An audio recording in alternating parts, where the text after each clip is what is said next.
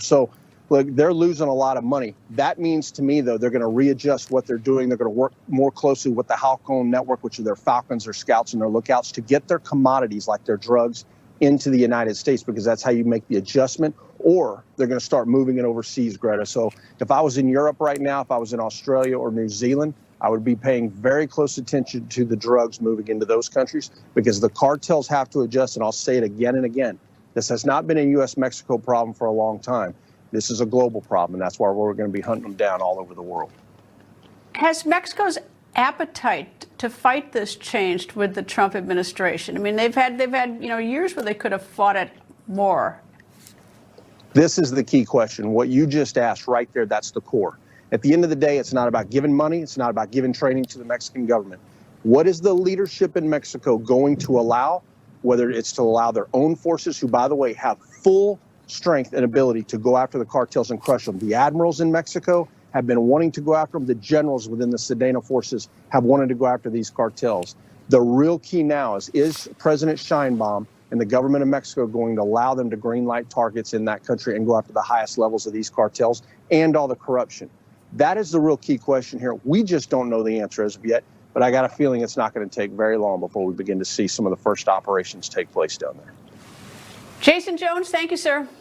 Good to be with you. And now it is international lawfare that's brewing. The Mexican government is threatening to take Google to court unless Google restores the name Gulf of Mexico to Google Maps.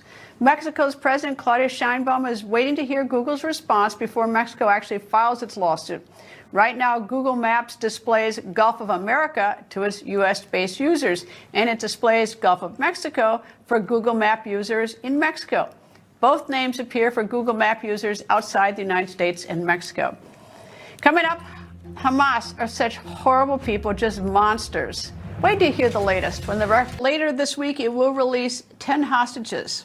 They are not all alive. 6 living hostages will be released on Saturday, but on Thursday, the bodies of 4 murdered hostages will first be set free. 3 of the 4 hostages are from the Bibas family. Mother Shiri, along with children named Fear and Ariel, a 4th murdered hostage, has not yet been identified. On February 1st, Shiri's husband, Yarden Bibas, and the father of the 2 boys was freed from Gaza alive. Hamas claims that the mother and young children were killed in an Israeli airstrike in November of 2023, but a Bibas family spokesperson said, quote, "Until we receive definitive confirmation, our journey is not over," end quote. Meanwhile, Hamas has also said that on Saturday they will release 6 living hostages. Those hostages are Hisham al-Sayed, age 37, Avera Mengistu, age 38, Tash Shoham, age 40, Omer Shemtov, age 22, Omer Wenkert, age 23, and Elia Cohen, age 27. The first 2 names on this list, al-Sayed and Mengistu, have been held hostage by this wicked terrorist organization for more than 10 years, while the other 4 were kidnapped on October 7, 2023. We don't know yet how many Palestinian prisoners will be exchanged for the Hamas hostages, but last Saturday, in the most recent hostage release, 369 Palestinian prisoners were freed in exchange for Hamas releasing 3 hostages. That's an average of 123 Palestinian prisoners for 1 Hamas hostage. IDF spokesperson Doron Spielman joins me. Good evening, sir. And I guess it's also notable, besides the tremendous difference in numbers between the number of Palestinians released for the Israelis held hostages and other nationalities, is the fact that the Palestinians who are being released some of them are serving multiple life sentences for murder and a bunch of horrible things, while the hostages Hamas has been holding were just living their lives, living in their kibbutz or going to a concert. Exactly, Greta. First of all, thank you for having me. You know, I was looking at Hamas's release, and they were saying that they are going to be releasing the bodies of Shira Bibas, the prisoner, Shira Bibas, her son Ariel, who's 4 years old, and the other son, Kfir, who would be 2 years old, and they call them prisoners in exchange for prisoners. But as you said it, Shira, Kfir, and Ariel were sleeping in their home in a kibbutz. When terrorists went in, they see a mother holding these 2 little redheads, and they take the mother and 2 little children, one of which at the time was 9 months old, and they drag them into Gaza as hostages. On the other hand, the people that we're releasing are convicted killers. Hundreds of them have blood on their hands and that have been specifically identified with carrying out direct killings. So you've got terrorists on one hand, and you've got an innocent family. I mean, this is, I heard you say that, Hamas are monsters.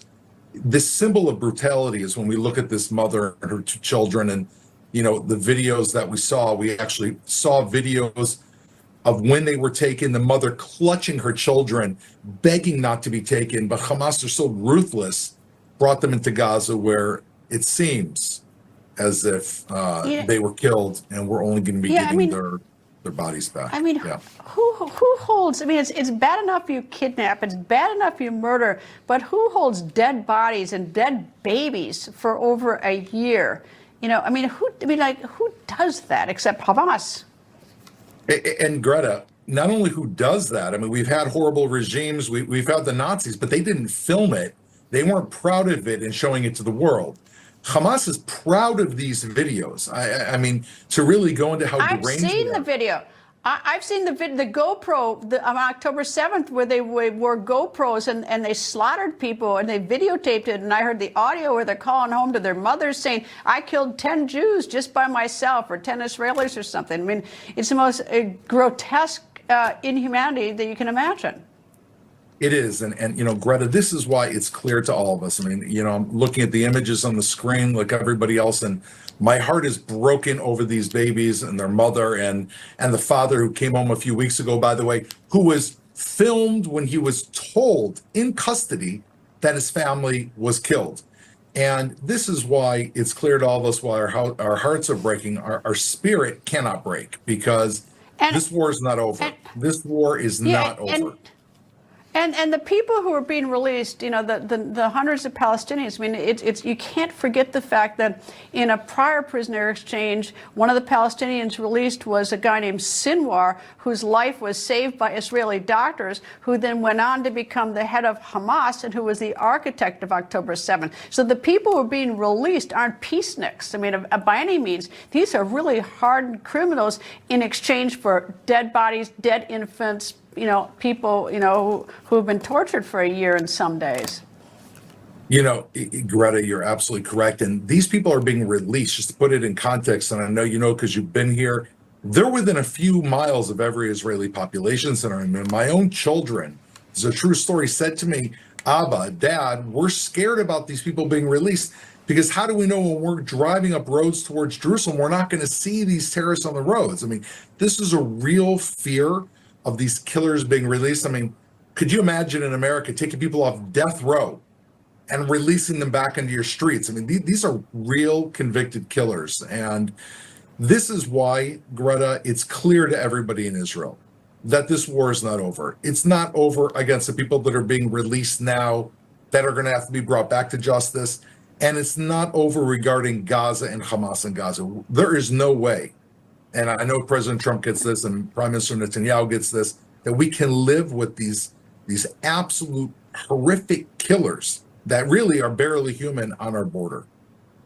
Yeah, I don't think they're human at all. But you talk about them on your border, and as I watch from halfway across the world, and my heart bleeds for Israel. It is also a danger, I think, to Americans because these people don't just stay in Gaza or in Israel. We see a lot of these terrorists traveling around the world. They are a risk to us all. Anyway, sir, thank you very much for joining me. Thank you very much, Greta. President Donald Trump just signed an executive order expanding access to IVF, in vitro fertilization. The president also listed discoveries from Doge amounting to hundreds of billions of dollars in fraud.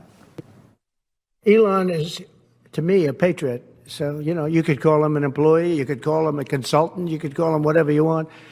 But he's a patriot. When you look at some of the waste, fraud, and abuse that's being uncovered by Doge, and the people at Doge, these are young, often young, but super brilliant people. From 90 to 99, Social Security, 6,054,000 people. Well, that's okay. Maybe that's possible. 90 to 99, maybe it's possible. It's a lot of people, though, at that. But people that live to 100 to 109, 4,734,000. Wow, that's a lot. That means over 100 years old. They're 4 million people. I don't know too many. From 210 years old, I haven't met any of them. And if I did, I would bless them. I would worship the ground they walk on. And then you have two people from 240 years old to 249 years old, one person. And there's one person that's 360 years old. $42 million for Johns Hopkins, great place to research and drive social and behavior change in Uganda. 42 million. What about us? What about social change in our country? $20 million for fiscal federalism in Nepal. Listen to these numbers. This is all fraud. All of this is happening as a federal judge declined to block Musk and Doge from accessing government data. Natalie Allison, reporter from the Washington Post, joins me. Nice to see you. And this IVF executive order, do you think it's a surprise to a lot of people? Because I think a lot of people thought that he was opposed to it. He said he wasn't during the campaign. But your thoughts on this today? Well, thanks for having me, Greta. No, I don't think it's a surprise. This is certainly something that Trump was very insistent on this fall when we saw some Republicans being a little unsure about what their position should be on with regard to IVF. We certainly saw that debate unfold in Alabama. And Trump was very quick at the time to say that he's in favor of this procedure, that he would do everything he can as president to ensure that there's access to it, even as Republicans at the state level in some parts of the country were seeking to undermine it. And that set off this wave of a lot of other Republicans jumping on board. Think about folks like Katie Britt, who is the senator in Alabama, saying, you know, she would do everything she could to protect the procedure. And she was very quick to cheer on Trump's executive order today. But I think it's worth noting that the executive order itself isn't making any initial changes. It is asking for officials in the federal government to essentially come up with a plan to lower costs. So it's seeking some ideas on how they can go about carrying out this promise Trump made to on the campaign trail. He said that he would try to make sure that everyone could get IVF free of charge if they needed to. Any idea what the cost is? And you know, I mean, has it been going down or been going up? Any idea? I mean, it's unclear what exactly it would cost for the federal government to make sure that anybody who wants access to this procedure could get it. You know, that is really a daunting task. People right now are paying out of pocket, you know, $10,000, $20,000, $30,000 sometimes for this procedure. And so it is very unaffordable for a lot of Americans. But we don't have an estimate on what exactly it would cost for the federal government to step in and ensure that this kind of procedure is something that would be affordable